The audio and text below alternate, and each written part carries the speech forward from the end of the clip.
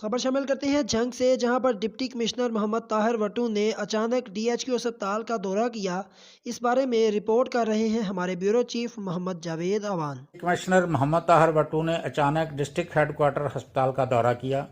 Deputy commissioner نے ہسپتال میں قائم پناہ گاہ میں بے آسرا افراد کے لیے سہولیات کو بھی چیک کیا۔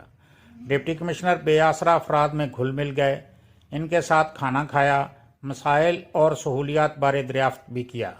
ڈپٹی کمشنر نے ٹراما سینٹر، ایمرجنسی سمیت وارڈز کا بھی معائنہ کیا۔ ڈاکٹروں اور سٹاف کی حاضریاں چیک کیں، طبی سہولیات بارے بھی دریافت کیا۔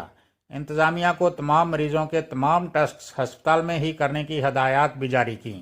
ڈپٹی کمشنر نے ہسپتال میں موٹر سائیکل کار سٹینڈ کا ٹھیکہ منسوخ کر کے 2 افراد کو بھی گرفتار کرا دیا۔ پناہ گاہوں میں بہترین سہولیات کی فراہمی یقینی بنائی جا رہی ہے۔ پناہ گاہوں میں بہترین کھانا، صاف بستر اور ہیٹر کی سہولیات بھی فراہم کی جا رہی ہیں۔